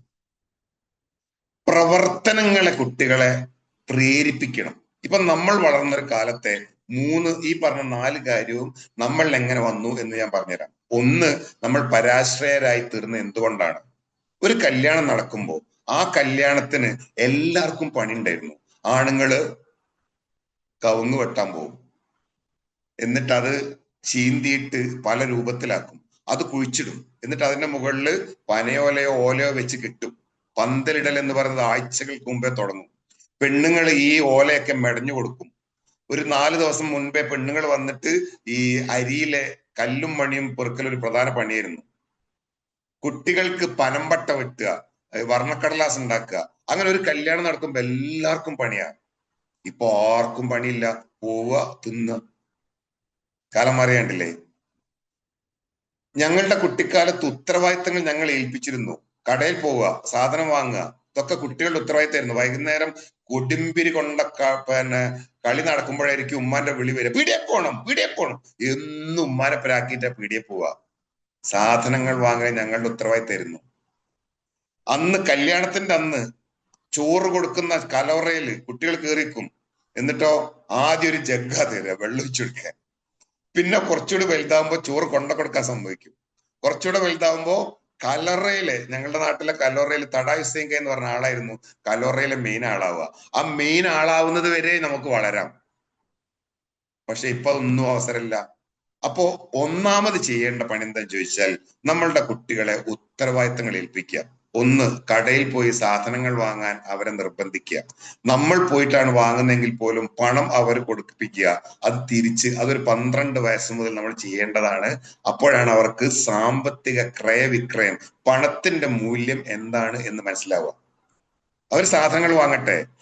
നമുക്കത് മനസ്സിലായത് റേഷൻ കടയിൽ പോയി ക്യൂ നിന്നത് കൊണ്ടാ. ഇപ്പൊ നമ്മൾ തന്നെ റേഷൻ കടയിൽ പോകുന്നത്. പകരം കുട്ടികളെ റേഷൻ കടയിൽ പറഞ്ഞേക്കണം, കുട്ടികളെ സാധനങ്ങൾ വാങ്ങാൻ പറഞ്ഞേക്കണം. അവിടെ കൊടുത്ത പൈസ എത്രാൻ ചോദിക്കണം, ബാക്കി എത്രാൻ ചോദിക്കണം, വില ചോദിക്കാത്തതിന് ചീത്ത പറയണം. അങ്ങനെ അവരെ നമ്മൾ ഇപ്പോഴേ പഠിപ്പിച്ചാൽ കുറച്ചു കാലം കഴിയുമ്പോൾ അവർ പറയും, എന്റെ ഉമ്മയാണ് എന്നെ കുടുംബത്തിന്റെ ബഡ്ജറ്റിംഗ് പഠിപ്പിച്ചത്. പണം എങ്ങനെ ചെലവഴിക്കാൻ കുട്ടിക്കാലത്തെ ഉമ്മ എനിക്ക് ട്രെയിനിങ് തന്നിരുന്നു. അവർ ഭാവിയിൽ പ്രസംഗിക്കും. അതല്ലെങ്കിലോ അവർക്ക് ഇപ്പോഴും പണം ചെലവഴിക്കാൻ അറിഞ്ഞൂടാ, ഭാവിയിലും ചെലവഴിക്കാൻ അറിഞ്ഞൂടാത്തവരാവും. അപ്പൊ ഒന്നാമത്തേത്, കുട്ടികൾക്ക് നിർബന്ധമായും ഉത്തരവാദിത്തങ്ങൾ കൊടുക്കുക. 2, അവരെ പൊതുപ്രവർത്തനങ്ങൾ നടത്താൻ വേണ്ടിയിട്ട് അവരെ പറഞ്ഞേക്കുക. ഇപ്പൊ നമ്മൾ നടക്കുന്ന ഗാല കോൺഫറൻസ് പോലും കുട്ടികളെ പൊതുപ്രവർത്തനത്തിലേക്ക് ആകർഷിക്കാനുള്ളതാ. അവരുടെ കൂട്ടുകാരെങ്ങനെയായിരിക്കണം എന്നതിനെ കുറിച്ച് നമുക്ക് നല്ല ധാരണ ഉണ്ടാവണം. അതുകൊണ്ട് അവരെ നല്ല കൂട്ടുണ്ടാവുന്ന സംഘടനയുടെ പ്രവർത്തനങ്ങൾക്ക് പറഞ്ഞേക്കുക. തീർച്ചയായും രാത്രി ഒരു 7 മണിയാകുമ്പോഴേക്കും കുട്ടികൾ വീട്ടിൽ വരുന്ന സാഹചര്യം ഉണ്ടാക്കുക. 7 മണിക്ക് ശേഷം കുട്ടി എവിടെയാണ് പോകുന്നത് എന്നതിനെ കുറിച്ച് പാരന്റ്സിന് നല്ല ധാരണ ഉണ്ടായിരിക്കണം. വരുന്നേരം കയറി വന്നോ തുറന്നോ എന്ന് പറഞ്ഞൊരു സാധനമേ ജെൻസിയുടെ കാലത്ത് പറ്റൂല. കാരണം ഇപ്പം ഉപയോഗിക്കുന്ന മയക്കുമരുന്നുകളുടെ മണമോ രുചിയോ ഗുണമോ സ്വഭാവമോ തിരിച്ചറിയാൻ പോലുള്ള ബുദ്ധി നമുക്കില്ല. പണ്ട് നമ്മളുടെ കാലത്ത് നമ്മളുടെ എന്തെങ്കിലും ഒരു ദുശ്ശീലം ഉണ്ടായാൽ, ഒരു സിഗരറ്റ് വലിച്ചാൽ, അത് എന്റെ കൂട്ടുകാരൻ സിഗരറ്റ് വലിച്ചിട്ട് എന്റെ ഷർട്ട് മണത്തിട്ട് എന്റെ ഉമ്മ പറഞ്ഞിട്ടുണ്ട്, ഇനി ബീഡി വലിക്കുന്നവരൊപ്പം നിൽക്കുകയോ ബീഡി വലിക്കുകയോ ചെയ്തിട്ടുണ്ട്. അത്ര വേഗം മണക്കായിരുന്നു. പക്ഷെ ഇന്ന് കുട്ടികൾ ഉപയോഗിക്കുന്ന പല മയക്കുമരുന്നുകൾക്കും മണം പോലും ഇല്ല. പല മയക്കുമരുന്നുകൾക്കും ബോധത്തിന് പ്രശ്നം സംഭവിക്കുന്നില്ല. അല്ലെ? പണ്ട് കള്ളു കുടിച്ചാല് അയാളുടെ ബോധം പോയിരുന്നു. ഒരു കള്ളു പിടിക്കുന്ന രാമു ഉണ്ടായിരുന്നു ഞങ്ങളുടെ നാട്ടിൽ. രാമു അങ്ങോട്ട് നടന്നു പോവുക, എല്ലാവരോടും കൈവീശി ചിരിച്ചോണ്ടാ. പക്ഷെ ഈ ചാരായം കുടിച്ച് തിരിച്ചു വരുമ്പോ രാമു വേറൊരാളാ. രാമു ആണ് ഏട്ട എന്ന് പറഞ്ഞുകൊണ്ടായിരുന്നു രാമു തിരിച്ചു വരിക. അങ്ങനെ ഇപ്പം മയക്കുമരുന്ന് ഉപയോഗിക്കുന്നവർ തിരിച്ചു വരൂല. അപ്പം അതിനുള്ള അവസരങ്ങൾ ഒഴിവാക്കുക. പരമാവധി അവരുടെ കൂട്ടുകെട്ട് ആരാണ് എന്ന് നോക്കുക. 1, സാമൂഹ്യ പ്രവർത്തനങ്ങൾക്ക് പറഞ്ഞേക്കുക. ആ പറഞ്ഞേക്കുമ്പോൾ അവർ അവിടെ തന്നെ അല്ലേ പോകുന്നത് എന്ന കാര്യത്തിൽ നമുക്ക് ഉറപ്പുണ്ടാവുക. ഉറപ്പില്ലെങ്കിൽ പറഞ്ഞേക്കാതിരിക്കും. അതിലൊരു സംശയം വിചാരിക്കേണ്ട. അങ്ങനെ അല്ലാത്ത ദിവസങ്ങളിൽ മഗ്രിബ് നിസ്കരിക്കാൻ തന്നെ വീട്ടിലെത്തുന്ന സാഹചര്യം ഉണ്ടാക്കുക. 7 മണിക്ക് മുമ്പേ കുട്ടികൾ വീട്ടിൽ കയറണം. ആ സാഹചര്യം ഉണ്ടാക്കുക. ലോകത്തെല്ലായിടത്തും അങ്ങനെയാ. നമ്മൾ വിചാരിക്കുന്നത് ഈ നൈറ്റ് ലൈഫ് എന്ന് പറയുന്നത് ലോകത്ത് എവിടെയില്ല.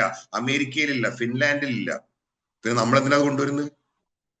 അതുകൊണ്ട് നൈറ്റ് ലൈഫിന് പോവുകയാണെങ്കിൽ പാരന്റ്സും കൂടെ പോകുന്ന നൈറ്റ് ലൈഫ് മതി. അല്ലാത്ത നൈറ്റ് ലൈഫ് അപകടകരമായ നൈറ്റ് ലൈഫാണ്. അപ്പൊ ഉത്തരവാദിത്വം കൊടുക്കുക, കുട്ടികൾ എവിടെ പോകുന്നു, എന്ത് ചെയ്യുന്നു എന്നതിനെ കുറിച്ച് നമുക്കൊരു ധാരണ ഉണ്ടാവുക. അത് അവരെ നിയന്ത്രിക്കലല്ല, അവരെ സ്വതന്ത്രമായി വിടുമ്പോഴും അവരുടെ ആ ചരട് നമ്മളിൽ തന്നെ ഉണ്ടാവുക. മൂന്നാമത്തേത് പണം. അത് ഞാൻ പറഞ്ഞു, ഉത്തരവാദിത്തങ്ങൾ എങ്ങനെയാണ് കൊടുക്കേണ്ടത് എന്ന്. വിദ്യാഭ്യാസത്തിന്റെ പ്രാധാന്യം എന്താണ് എന്ന് അവരെ പറഞ്ഞു ബോധ്യപ്പെടുത്തുക. കാരണം ഭാവിയിൽ വിദ്യാഭ്യാസം ഇല്ല എങ്കിൽ ജീവിക്കാൻ പോലും പറ്റാത്ത സാഹചര്യമാണ്. ഇനി ഏറ്റവും പ്രധാനപ്പെട്ട ഞാൻ അവസാനം പറയാൻ വേണ്ടി ബാക്കി വെച്ചാണ്, ഉപ്പ ആരാണ്, ഉമ്മ ആരാണ് എന്ന് അവരെ ബോധ്യപ്പെടുത്തുക. ഉപ്പ ആരാണ്, ഉമ്മ ആരാണ് എന്ന് അവരെ ബോധ്യപ്പെടുത്തുക. അതെങ്ങനെ ബോധ്യപ്പെടുത്തുക? അതിനാദ്യം ഉപ്പയും ഉമ്മയും തമ്മിൽ കൃത്യമായ ഒരു ധാരണ ഉണ്ടാവണം. കാരണം നമ്മളുടെ കാലഘട്ടത്തിൽ ഉപ്പ ആരാണ് എന്ന് നമ്മളെ പരിചയപ്പെടുത്തിയത് ഉമ്മയായിരുന്നു. ഉമ്മ ആരാണ് എന്ന് നമ്മളെ പരിചയപ്പെടുത്തിയത് ഉപ്പയായിരുന്നു. കാരണം ഉമ്മ എപ്പോഴും പറയും, ഉപ്പാനോട് ചോദിക്കണം, ഉപ്പ പറഞ്ഞാലേ സമ്മതിക്കുള്ളൂ, ഉപ്പയാണത് പറയേണ്ടത്.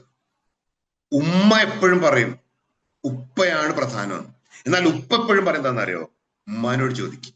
ഉമ്മ അറിയാത്തൊരു കാര്യം ഇവിടെ നടക്കരുത്, ഉമ്മാന്റെ സമ്മതമില്ലാത്തൊരു കാര്യം ഇവിടെ നടക്കരുത്. എന്നാൽ നമ്മളുടെ ജനറേഷനോ, ഉപ്പാനോട് ചോദിച്ചിട്ടൊരു കാര്യമില്ല, ഉപ്പാക്ക് വിവരമില്ല. ഉമ്മ പറയലോ ഇങ്ങനെ, എന്നാൽ ഉപ്പ പറയലോ, ഉപ്പ എന്താ പറയാ? ഉമ്മ അറിയണ്ടട്ടാ, ഉമ്മ അറിഞ്ഞ കൊളാക്കും, നമുക്ക് പോകാം. അങ്ങനെ മക്കളെ കമ്പനി ആവാൻ ഉമ്മ അറിയണ്ട. വ്യത്യാസം മനസ്സിലായില്ലേ? അപ്പൊ ഉപ്പനെ പരിചയപ്പെടുത്തേണ്ട ഉമ്മ ഉപ്പനെ പരിചയപ്പെടുത്തുന്നില്ല, ഉമ്മയെ പരിചയപ്പെടുത്തേണ്ട ഉപ്പ ഉമ്മയെ പരിചയപ്പെടുത്തുന്നില്ല. അപ്പൊ ഉപ്പ തന്നെ ഉപ്പാനെ പരിചയപ്പെടുത്തും. ഉപ്പ എങ്ങനെ പരിചയപ്പെടുത്തുക? നിനക്ക് വേണ്ടിയ മനുഷ്യൻ ഇങ്ങനെ അധ്വാനിക്കുന്നത്, രാവും പകലും പണിയെടുത്തിട്ടാണ് നിങ്ങളൊക്കെ പോറ്റുന്നത്, നിനക്ക് എത്ര ഫീസാ കൊടുക്കുന്നത് വല്ല ഓർമ്മയുണ്ടോ? അപ്പൊ മക്കള്, നിങ്ങളോടറിയാൻ ഫീസ് കൊടുക്കാൻ പറഞ്ഞു, എന്നെ പഠിപ്പിക്കുക, നിങ്ങളോട് പറഞ്ഞു, സ്വൈര്യം തന്നാ മതി. ഇതാണ് മക്കൾ പറയാ. ഇനി ഉമ്മ എന്താ പറയാന്നറിയോ? 10 മാസം തന്നെ വയറ്റിലിട്ട് പൊറ്റിയതാന്നുള്ളൊരു വിചാരം ഉണ്ടോ? ആ വിചാരങ്ങളുണ്ടെങ്കിൽ നിനക്ക് ഇങ്ങനെ പോറ്റ പറയാൻ പറ്റുമോ? അപ്പൊ മക്കള്, നിങ്ങളോട് ആരും 10 മാസം പോറ്റാൻ പറഞ്ഞ് നിങ്ങൾക്ക് 4 മാസം കൊണ്ട് പെറ്റൂടായിരുന്നു, ഞാൻ ആ 10 മാസം വയറ്റിന്ന് കഷ്ടപ്പെട്ടതാന്നുള്ള വിചാരം നിങ്ങൾക്ക് ഉണ്ടോ? ഇങ്ങനെ കുട്ടികൾ പറയുന്നത് എന്തുകൊണ്ടാണെന്നറിയോ? ഇങ്ങനെ കുട്ടികൾ പറയുന്നതിനൊരു കാരണമുണ്ട്. ചന്തു നല്ല തല്ലുകാരനാണ് എന്ന് ചന്തു പറഞ്ഞാൽ വിശ്വസിക്കൂല. അതാണ് എന്റെ സൈക്കോളജി. ആണ്ടി നല്ല അടിക്കാരനാണെന്ന് ആണ്ടി പറഞ്ഞാൽ വിശ്വസിക്കൂല. അതാണ് എന്റെ സൈക്കോളജി. ഉമ്മ കഷ്ടപ്പെടുന്നതിനെ കുറിച്ച് ഉമ്മ പറഞ്ഞാൽ ആരും വിശ്വസിക്കൂല. ഉപ്പ കഷ്ടപ്പെടുന്നതിനെ കുറിച്ച് ഉപ്പ പറഞ്ഞാൽ ആരും വിശ്വസിക്കൂല. ഞാന് ഒരാഴ്ചയടിക്ക് 2 ആളെ അടിച്ച് തള്ളിയിടും എന്ന് നിങ്ങളോട് പറഞ്ഞാൽ നിങ്ങൾ എന്താ പറയാ? ഇയാൾ ഒടുക്കത്തെ തള്ളാണ്. അതേപോലെയാണ് നിന്നെ വയറ്റിലിട്ട് പോറ്റിയതാന്ന് കുട്ടി പറയുമ്പോ കുട്ടിക്ക് തോന്നുന്നത്, ഉമ്മ പറയുമ്പോ കുട്ടിക്ക് തോന്നുന്നത് ഉമ്മ ഒടുക്കത്തെ തള്ളാണെന്ന കുട്ടിക്ക് തോന്നുന്നത്. അതിന് പകരം മൻസൂർ സഖാഫിയൊക്കെ പറയാണ്, ഇയാൾ ഈ കാണുന്ന പോലല്ല, ഇയാൾ ഒരറ്റടിക്ക് 2 ആളെ തള്ളുന്നത് ഞാൻ കണ്ടാന്ന് പറഞ്ഞാൽ നിങ്ങൾ എന്നെ കണ്ണുരുട്ടി നോക്കും. അപ്പൊ ഉമ്മാന്റെ കഷ്ടപ്പാടിനെ കുറിച്ച് പറയേണ്ടത് ഉപ്പയാണ്, ഉപ്പാന്റെ കഷ്ടപ്പാടിനെ കുറിച്ച് പറയേണ്ടത് ഉമ്മയാണ്. നിങ്ങൾ മക്കളെ അടുത്തേക്ക് വിളിക്കുക, എന്നിട്ട് പറയാ, ഉമ്മ പറയാ. അതിന് ആദ്യം ഉമ്മ ഉപ്പാന്റെ കഷ്ടപ്പാട് തിരിച്ചറിയണം കേട്ടോ. ഉമ്മ അടുത്തേക്ക് വിളിച്ചിട്ട് പറയാം, മോനെ അല്ലെ മോളെ, ഉപ്പയൊക്കെ എന്തോരം അധ്വാനിച്ചിട്ടാണ് ഇന്നിപ്പോ രാവിലെ സുബഹിക്ക് എണീറ്റ് പോയതാ, ഇനി എപ്പോഴാ വരിക എന്ന് അള്ളാഹ്ക്ക് അറിയാം. മര്യാദയ്ക്ക് തിന്നയില്ല, കുടിക്കയില്ല, ഇങ്ങനെ പോവാ. ഗൾഫിലൊക്കെ ആണെങ്കിലും നിങ്ങൾക്ക് കുറച്ചും കൂടെ നന്നായി പറയാൻ പറ്റും. ഓ, ഉപ്പാന്റെ അവിടുത്തെ ഒരു ജീവിതം, നമ്മളൊന്നും എന്തൊരു കഷ്ടപ്പെട്ടിട്ടാവും ഉപ്പാടെ നിൽക്കുന്നത്, എന്തൊരു ഇന്നലൊക്കെ ചൂടോണ്ട് നിൽക്കാൻ പറ്റിയില്ലെന്നൊക്കെ വിളിച്ചപ്പോ പറഞ്ഞത്. അല്ല, നിങ്ങൾ ഇങ്ങനെ ഓരോ മനുഷ്യർ റോഡരികിൽ ചെയ്യുന്ന പ്രവർത്തികൾ വെറുതെ കണ്ടുനോക്ക്. ഓരോ മനുഷ്യരും അവരുടെ മക്കൾക്ക് വേണ്ടി എന്താ ചെയ്യുന്നതെന്ന് അറിയണമെങ്കിൽ, ഒരു വെയിലത്ത് നിന്നുകൊണ്ട് കടുത്ത പൊടി ശ്വസിച്ചുകൊണ്ട് പൊടിയും മണ്ണും മൂക്കിലേക്ക് കയറ്റിക്കൊണ്ട് ഒരു മനുഷ്യൻ 1.5 കിലോ 100, 1.5 കിലോ 100 എന്നിങ്ങനെ വിളിച്ചു പറയാ. അയാൾ ആ വെയിൽ കൊള്ളുന്നത് എന്തിനാ? അയാളുടെ ഭാര്യക്കും മക്കൾക്കും വേണ്ടിയാ. അയാൾ വീട്ടിലേക്ക് വരുമ്പോ മക്കൾ മുറ്റത്തുനിന്ന് വെയിൽ കൊള്ളുന്നുണ്ടെങ്കിൽ അയാൾ പറയാ, മക്കളെ വെയിലുള്ളല്ലേ, മുഖം കരുവാളിക്കും. ഭാര്യ മുറ്റത്ത് അലക്കുകയാണെങ്കിൽ അയാൾ പറയും, ഇടി ഒന്ന് വെയിൽ താന്നിട്ട് അലക്കിയാ പോരെ, നിന്റെ ഇങ്ങനെ വെയിൽ കൊള്ളണോന്നാ ചോദിക്കുക. കാരണം ഭാര്യയുടെ മുഖത്ത് ടാൻ വരാതിരിക്കാൻ, മക്കളുടെ മുഖത്ത് ടാൻ വരാതിരിക്കാൻ അയാള് സൺസ്ക്രീൻ വാങ്ങിക്കൊടുക്കും. എന്നാൽ വാപ്പാന്റെ മുഖത്തെ ടാനിനെ ഒരു മക്കളും കാണൂല, ഒരു ഭാര്യയും കാണൂല. അതാണ് മനുഷ്യരുടെ ജീവിതം എന്ന് പറയുന്നത്. ഗൾഫിലൊക്കെ പോയപ്പോ ഞാൻ കണ്ടത് സങ്കടകരമായ കാഴ്ചകളാ. കാരണം 2 അടി മാത്രം വീതിയുള്ള 2 തട്ടുള്ള കട്ടിലിന്റെ മുകളിലാ ഓരോ മനുഷ്യന്മാര് കിടന്നിറക്കുന്നു. അതെ, രോഗം വന്ന വാപ്പ കാണിക്കൂല, ഗുളിക വാങ്ങി കഴിക്കുള്ളൂ. 2 കൊല്ലം കൂടുമ്പോഴേ വാപ്പ ഒരു ചെരുപ്പ് മാറ്റുക. മക്കൾക്ക് 2 മാസം കൂടുമ്പോ ചെരുപ്പ് വാങ്ങി കൊടുക്കും വാപ്പ. ഒരു പെരുന്നാളിനാ വാപ്പ ഒരു കുപ്പായം വാങ്ങുക. മക്കൾക്ക് എത്ര കുപ്പായം അലമാരയിൽ ഉണ്ടാവും, ഭാര്യക്ക് എത്ര കുപ്പായം അലമാരയിൽ ഉണ്ടാവും. ഭാര്യ 4000-ന്റെ ചുരിദാർ വാങ്ങുമ്പോ 400 റുപ്യന്റെ കുപ്പായിരിക്കും വാപ്പ വാങ്ങുക. അങ്ങനെ സ്വന്തം ജീവിതത്തിലെ ഇഷ്ടങ്ങളൊക്കെ വേണ്ടാന്ന് വെച്ച് മക്കൾക്ക് വേണ്ടി ജീവിക്കുന്ന ആ വാപ്പാനെ നമ്മളല്ലേ പരിചയപ്പെടുത്തി കൊടുക്കേണ്ടി. ആ വാപ്പാനെ മക്കളുടെ മുമ്പിലേക്ക് നമ്മളല്ലേ കാണിച്ചു കൊടുക്കേണ്ടി. മക്കളെ അടുത്തേക്ക് വിളിച്ചിട്ട് ഉമ്മ പറയണം അല്ലെ. ഗൾഫിലൊക്കെ അവര് തന്നെ പറയുന്നത് ഞങ്ങളുടെ ഖബറാണെന്നാ. അതായത് 2 അടി കട്ടിലിന്റെ മുകളിലാ ഒരു മനുഷ്യൻ, അതും തട്ടായിട്ടുള്ള കട്ടിലിന്റെ മുകളിൽ. അവർക്ക് നാട്ടിലേക്ക് ഒരു ഫോൺ വിളിക്കണമെങ്കിൽ ഒരു തുണി കൊണ്ട് ഇങ്ങനെ മറച്ചു പിടിക്കണം, വീഡിയോ കോൾ ചെയ്യാൻ. ആലോചിച്ച് നോക്ക് നിങ്ങൾ. നമ്മളൊക്കെ അനുഭവിക്കുന്ന തണല് നമ്മളുടെ ഉപ്പ കൊണ്ട വെയിലാണ്, ഒരു സംശയമില്ലേ. നമ്മൾക്ക് ഇങ്ങനെ സൗകര്യങ്ങൾ തന്നത് അന്ന് അവര് നടത്തിയ ഒരു നല്ല ചോറ് തിന്നാതെ, ഒരു നല്ല ചായ കുടിക്കാതെ അവർ ഹോമിച്ച ജീവിതമാണ്. ഇതാ നമ്മൾ തിരിച്ചറിയേണ്ടത്. നമ്മളുടെയൊക്കെ ഉപ്പമാർക്ക് ദീർഘായുസ് നൽകട്ടെ. മരിച്ചുപോയവരുടെ ഉപ്പമാരുടെ ഖബറിൽ അല്ലാഹു തആല വിശാലമായി കൊടുക്കട്ടെ. നമ്മളുടെയൊക്കെ ജീവിതം ഇങ്ങനെ ജീവിതമാകുന്നത് ഉപ്പയുടെ ജീവിതം ഹോമിച്ചിട്ടാണെന്ന് കുട്ടികളെ നമുക്കും ബോധ്യപ്പെടണം, കുട്ടികളെ ബോധ്യപ്പെടുത്തുകയും വേണം. ഒരു സംശയം വിചാരിക്കേണ്ടതില്ല. അതേപോലെ ഉപ്പ മക്കളെ വിളിച്ചിട്ട് പറഞ്ഞു കൊടുക്കണം, എടാ നിന്റെ ഉമ്മ ആദ്യത്തെ 3 മാസം, നിന്നെ ഗർഭിണിയായ ആദ്യത്തെ 3 മാസം ഛർദിയോട് ഛർദിയായിരുന്നു. എന്നാലും ഉമ്മ പിന്നെയും വെള്ളം കുടിക്കും. എന്തിനാ വെള്ളം കുടിക്കുന്ന അറിയോ? വയറ്റിലുള്ള മക്കൾക്കൊന്നും പറ്റാതെക്കാൻ വേണ്ടി. അന്ന് നിനക്ക് കയ്യോ കാലോ ഉണ്ടായിരുന്നില്ല, കണ്ണോ മൂക്കോ ഉണ്ടായിരുന്നില്ല, പക്ഷേ നിന്നെ സ്നേഹിക്കാൻ ഒരു ഉമ്മ ഉണ്ടായിരുന്നു. നിനക്കൊന്നും പറ്റാതെക്കാൻ അമ്മ അന്ന് വെള്ളം കുടിച്ച്. അന്നുമ്മ മരുന്ന് കുടിച്ചത് നിനക്ക് വേണ്ടിയിട്ടായിരുന്നു. 6 മാസം പ്രായമായപ്പോ ഉമ്മ നിന്നെ കുറിച്ചുള്ള സ്വപ്നങ്ങൾ മാത്രമായിരുന്നു കണ്ടിരുന്നത്. ഉമ്മാക്ക് നിന്നോടുള്ളതായിരിക്കുന്ന ഇഷ്ടം എത്ര ഉണ്ട് എന്ന് അറിയണമെങ്കിൽ ഉമ്മ അന്ന് കണ്ട സ്വപ്നം എന്തായിരുന്നു എന്നൊന്ന് നീ വെറുതെ ചോദിച്ചു നോക്കിയാൽ മതി. അല്ലെ, ഉമ്മ ഒരു മക്കൾക്ക് വേണ്ടിയിട്ട് എന്താ ചെയ്യുന്നത്? ഒരു പൊരിച്ച മീന് ഉമ്മ തിന്നൂല, എല്ലാ മക്കൾക്കും കൊടുത്തിട്ട് ബാക്കി ഉണ്ടെങ്കിൽ അമ്മക്കുണ്ടാകും. ഒരു കല്യാണത്തിന് പോയാല് ഒരു ബിസ്ക്കറ്റ് കിട്ടിയാല് അത് ചുരുട്ടി കയ്യിൽ വെക്കും എല്ലാ അമ്മമാരും. അത് മക്കൾക്കുള്ളതാ. അങ്ങനെ സ്വന്തം ഇഷ്ടത്തെക്കാൾ കൂടുതൽ മക്കളെ ഇഷ്ടപ്പെടുന്ന ഒരാളാ അമ്മ. ആ അമ്മാന്റെ മുഖത്ത് നോക്കി നിനക്ക് എങ്ങനെയാടാ ഇങ്ങനെ പറയാൻ പറ്റുന്നത്, നിനക്ക് എങ്ങനെയാടി ഇങ്ങനെ പറയാൻ പറ്റുന്നത് എന്ന് ചോദിക്കാൻ ഒരു ഉപ്പ ഉണ്ടെങ്കിൽ ഏത് മക്കളാ ഉമ്മാനെ സ്നേഹിക്കാതിരിക്കുക? നമ്മൾ മാറിയാൽ മക്കൾ നമ്മളെ സ്നേഹിക്കും. അവർക്ക് വേണ്ടത് ഒരു സ്നേഹമുള്ള ഉപ്പാനെയും ഒരു സ്നേഹമുള്ള ഉമ്മാനെയാണ്. ദേഷ്യം പിടിക്കുന്ന ഉപ്പാനെയും എപ്പോഴും ചീത്ത പറയുന്ന ഉമ്മാനെയല്ല. അതുകൊണ്ട് മക്കളുടെ അടുത്ത് സ്നേഹപ്രകടനങ്ങൾ ധാരാളം കാണിക്കുക. ഒന്ന്, കെട്ടിപ്പിടിച്ച് ഉമ്മ വെക്കുക. പെൺകുട്ടികളെ ആണെങ്കിൽ കൂടുതൽ കൊഞ്ചിക്കുക, ആൺകുട്ടികളാണെങ്കിൽ കൂടുതൽ പൊക്കുക, കൂടുതൽ അംഗീകരിക്കുക. കുറെ ദീർഘമായി പറയാനുണ്ട്, സമയം അനുവദിക്കാത്തത് കൊണ്ടാണ്. ഒരു 9 മണിക്കെങ്കിലും അവസാനിപ്പിക്കണമെന്ന് പറഞ്ഞിട്ടുണ്ടായിരുന്നു. ഇനി ചോദ്യങ്ങൾക്ക് ഉത്തരങ്ങൾ കൂടി പറയേണ്ടതായിരിക്കാൻ സമയം കൂടിയുണ്ട്. ഞാൻ ഓർമ്മിപ്പിക്കുന്ന ഇത്രയേ ഉള്ളൂ, സ്നേഹം പ്രകടിപ്പിക്കാത്തിടത്ത് മനുഷ്യത്വം ഉണ്ടാവില്ല. അതുകൊണ്ട് നമ്മളുടെ ഈ പ്രാവശ്യത്തെ സമസ്ത മുസ്ലിം ജമാഅത്ത് മുന്നോട്ട് വെക്കുന്ന നമ്മളുടെ കേരള യാത്രയുടെ പ്രധാനപ്പെട്ടതായിരിക്കുന്ന മുദ്രാവാക്യം മനുഷ്യർക്കൊപ്പം അഥവാ മനുഷ്യരാവുക എന്നതാണ്. അതിന്റെ തുടർച്ചയായി ഹയർ സെക്കൻഡറി വിദ്യാർത്ഥികൾ നടത്തുന്ന കോഴിക്കോട് കടലുണ്ടിയിൽ വെച്ച് നടക്കുന്ന ഗാല പ്രോഗ്രാമിന്റെ ഭാഗമായി നടക്കുന്ന ഒരു പ്രോഗ്രാമിലാണ് ഇപ്പം നമ്മളുള്ളത്. ഇവിടെ പറഞ്ഞ് അവസാനിപ്പിക്കേണ്ടത് തീർച്ചയായും മനുഷ്യരാവുക, മനുഷ്യർക്കൊപ്പം നിൽക്കുക എന്നതാണ്. മനുഷ്യർക്കൊപ്പം, ഇതൊരു ഭീകരമായ വാക്കാണ്, മനുഷ്യർക്കൊപ്പം എന്നത്. നമ്മൾ ജാതിയോ മതമോ രാഷ്ട്രീയമോ വിഭാഗമോ വിഭാഗീയതയോ ഒന്നുമില്ലാതെ മനുഷ്യരാവാൻ പഠിപ്പിക്കേണ്ടവരാണ് പുതിയ ജനറേഷൻ. അപ്പോഴാണ് ആ ജനറേഷൻ നമ്മളോടൊപ്പം നിൽക്കുക. മനുഷ്യരാവണമെങ്കിൽ എന്താ ചെയ്യേണ്ടത്? 3 കാര്യങ്ങൾ ചെയ്താൽ മതി എന്നാണ് ഞാൻ പറയാം. ഒന്ന്, മനുഷ്യരുടെ മാത്രം പ്രത്യേകതയാണ് ചിരിക്കാനുള്ള കഴിവ്. എല്ലാവരെയും നോക്കി ചിരിക്കാൻ പഠിക്കുക. കുട്ടികൾ സ്കൂൾ വിട്ട് വരുമ്പോ ഉമ്മ പുഞ്ചിരിയോടുകൂടി സ്വീകരിക്കുക.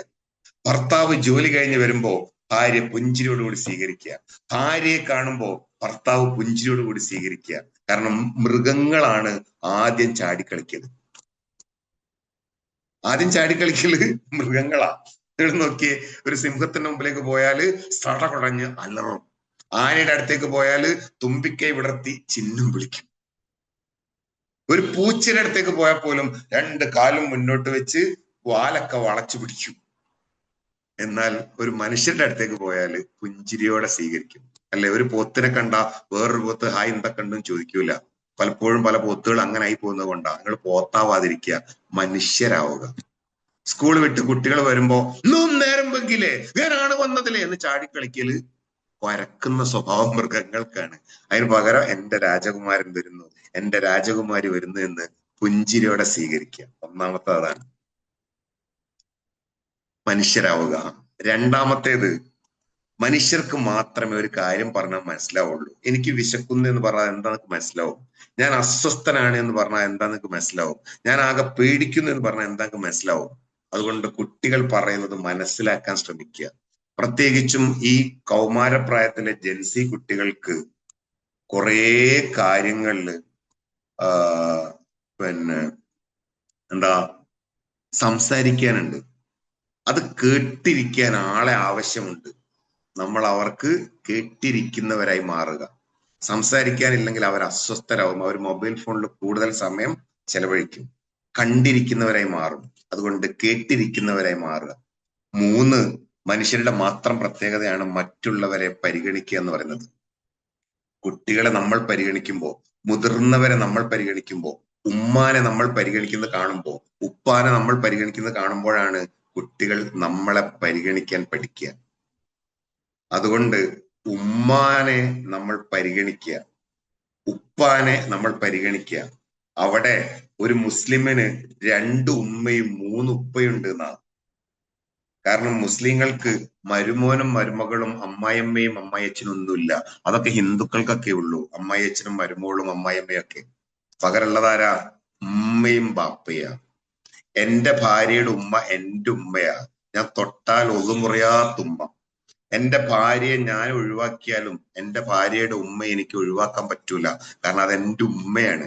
ഉമ്മാൻ എങ്ങനെ ഒഴിവാക്കുക? ഭാര്യ ഒഴിവാക്കാം, ഉമ്മാൻ ഒഴിവാക്കാൻ പറ്റുമോ? അതുകൊണ്ട് ഭാര്യയുടെ ഉമ്മയെ എന്റെ ഉമ്മയാണ്, അതുകൊണ്ട് ഉമ്മ എന്നാ വിളിക്കണ്ടേ. ഭർത്താവിന്റെ ഉപ്പ എന്റെ ഉപ്പയാണ്, അതുകൊണ്ട് ഉപ്പ എന്നാ വിളിക്കണ്ടേ. അല്ലാതെ അഞ്ചുപ്പ അഞ്ചുമ്മ എന്നല്ല വിളിക്കണ്ടേ. അതേപോലെ ഭർത്താവിന്റെ ഉമ്മയെ ഉമ്മ എന്നാ വിളിക്കേണ്ടത്, ഭർത്താവിന്റെ ഉപ്പയെ ഉപ്പ എന്നാ വിളിക്കേണ്ടത്. തൊട്ടാൽ ഒതുമുറിയാത്ത ആളാ, തൊട്ടാൽ ഒതുമുറിയാത്ത ഉപ്പയാ. ആ ഉപ്പയെ ഉപ്പയായി കാണാൻ പറ്റണം നമുക്ക്.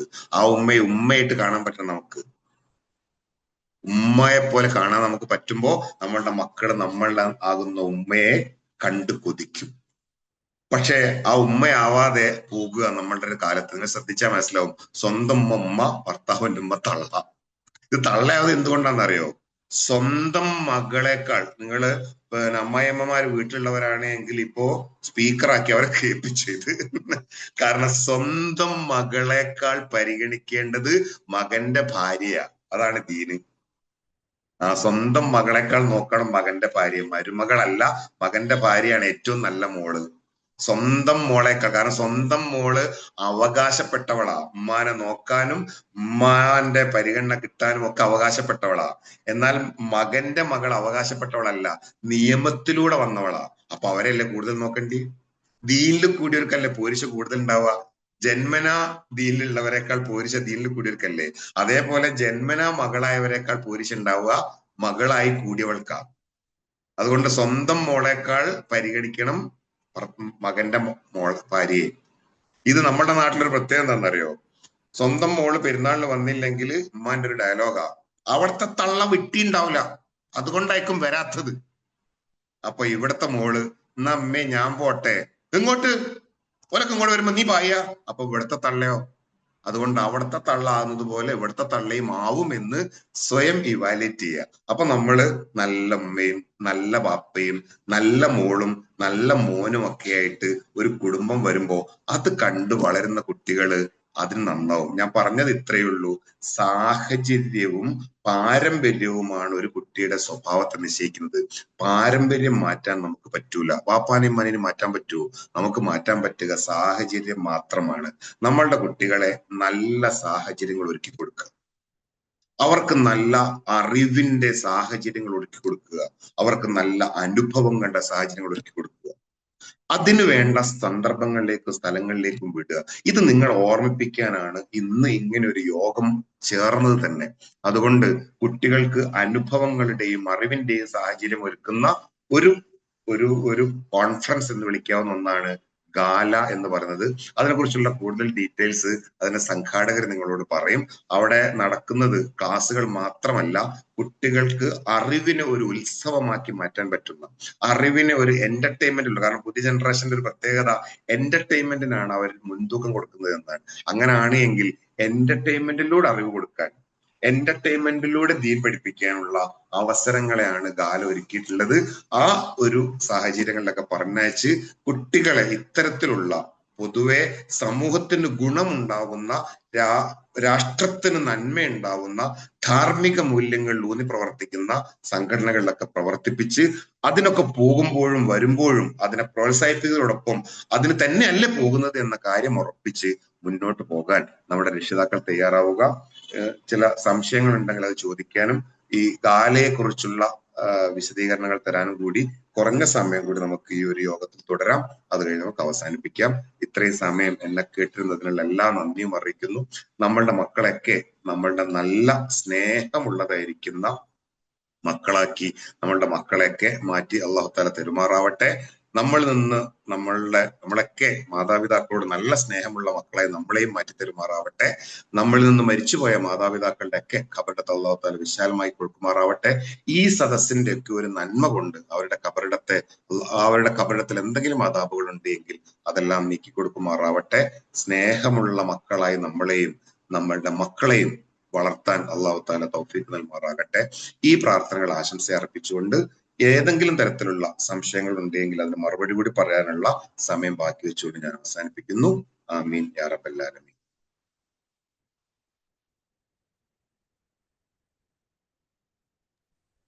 നിങ്ങളെ സംശയങ്ങൾ ടെക്സ്റ്റ് ചെയ്യുമല്ലോ അല്ലേ? ടെക്സ്റ്റ് ചെയ്താൽ മതിയാവില്ലല്ലോ, മൈക്ക് ഓണാക്കാൻ അതും ചെയ്യാം, കുഴപ്പമില്ല. നിൽക്കും, പറഞ്ഞ സമയമല്ലേ, ടെക്സ്റ്റ് ചെയ്താലും മതി.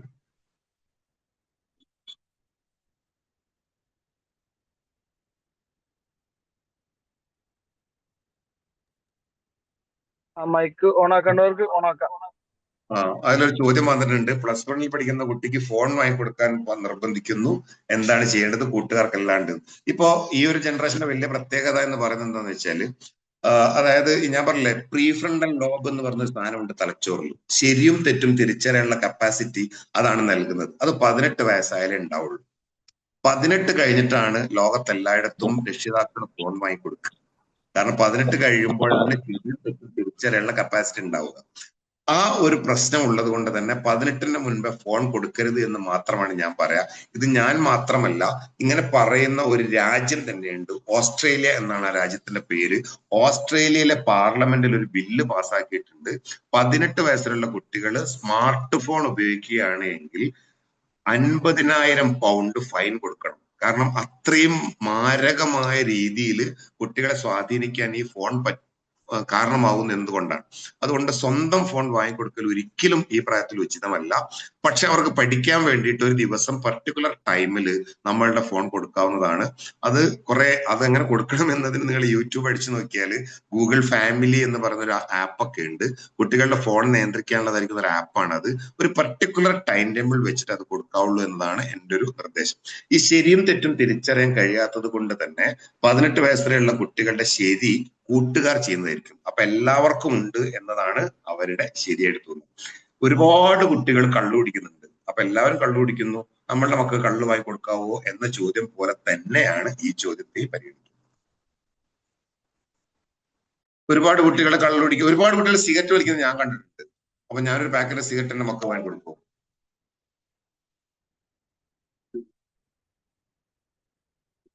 അതവരെ പറഞ്ഞ് ബോധ്യപ്പെടുത്താനാണ് നമ്മൾ ശ്രമിക്കേണ്ടത്. അത് കുറച്ചൊരു ബുദ്ധിമുട്ടുള്ള പണിയാണ്. എങ്കിലും അതിനാണ് നമ്മൾ ശ്രമിക്കേണ്ടത്.